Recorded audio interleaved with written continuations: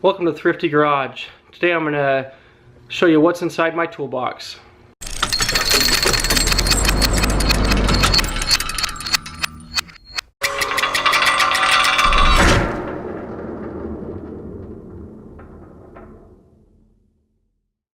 Up top here are some items I don't use very often. I've got some old manuals that really rarely ever get used. I've got my tape measures up here, just miscellaneous stuff up here. This needs to go in for warranty. I've got some thread locker, flashlights, most of which need new batteries or Harbor Freight specials that don't work well. I've got some filler gauges, some pens and pencils, and a magnetic tool as well. Then up top you can see here I've got some stickers kind of as decoration on my box. And all my stickers are actually magnets, so I've taken just cool stickers that I found, put them on magnets. You buy at a craft store and just cut them out to fit. I've seen a lot of boxes that get customized with stickers and then you have to go through the hassle of taking them off when you want to change them or sell your box, and I think this was a cool way of doing that without having to have that hassle. Okay, in this top drawer I've got my screwdrivers, and what I've got here is I've got all my Phillips screwdrivers on the left hand side. I've got all my flathead screwdrivers on the opposite side facing in, so they kind of share that space. Then I've got my punches and chisels and kind of my pick tools up top here. Next I've got my plier drawer. I've got some wire cutters in here as well, channel lock pliers, vice grips. And then on this side I've got my snap ring pliers. I've got this Harbor Freight set as well as some nicer sets right here. And then this drawer, I took the time to cut it out. This really functions well. Easy to see when I'm missing a tool.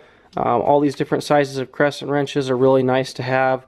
I've got my tin snips, and then I've got an assortment of needle nose pliers and dikes and whatnot.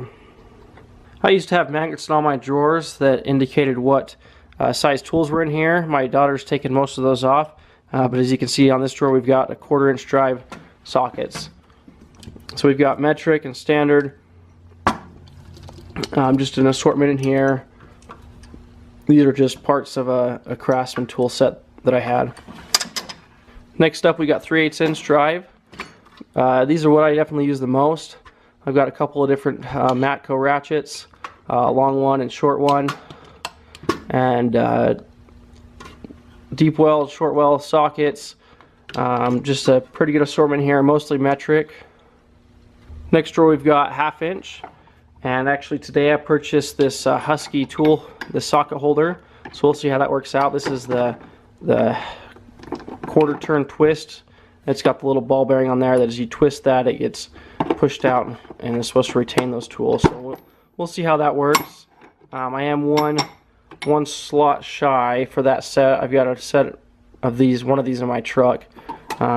So this one, as you can see, this broke, so hopefully I can get rid of that, but I'll hold on to it for now. Got my torque wrench in here, breaker bar, some extensions, and then these metrics and a few of these larger specialty sockets.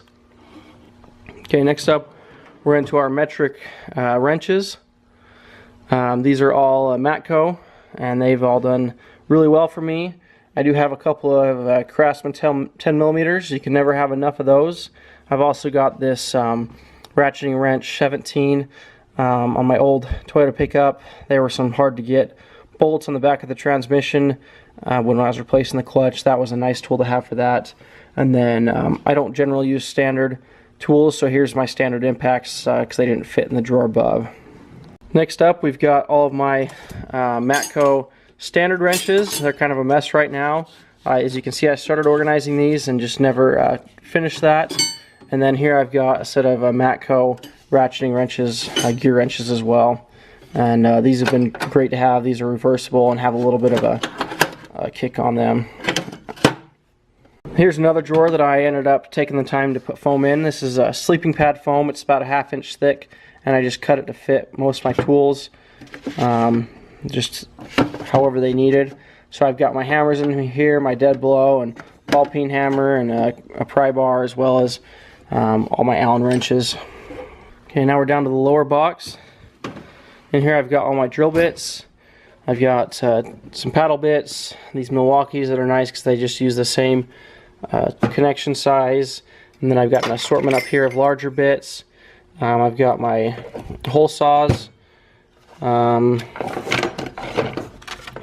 digital caliper there. It's probably been used once or twice on my dirt bike. This is a tap for a thread zert. I got my grease up here. Craig jig. So a lot of miscellaneous stuff in this drawer. As we kind of get down to the boxes, that's kind of what happens. And then here we've got rivet gun. These air tools don't really get used. I've got some blowing tools and a couple air tools in here that get used occasionally, and some hand saws. Mostly what gets used in this drawer. I blew up this multimeter on a rat trap. I need to replace that. And then here's my tap and die set. It gets used occasionally. This tool actually gets used quite frequently. This has got my grinder and welding tools in it. So I've got my angle grinder in here. I've got a masonry grinder, and then I've got all my grinder discs, my cutoff discs, and my sanding discs. This was a Harbor Freight tool that I don't believe has been used. In fact, it doesn't even have the end attachment on it. And I've got some spools of wire for my welder. Okay, and lastly, this bottom drawer, mostly just a junk drawer. Just use it for storage, and mostly zip ties is what I get into here for. A lot of this is stuff that is used once every couple years, if that. Okay, well, thanks for watching. I hope you enjoyed that tour of what's inside my toolbox.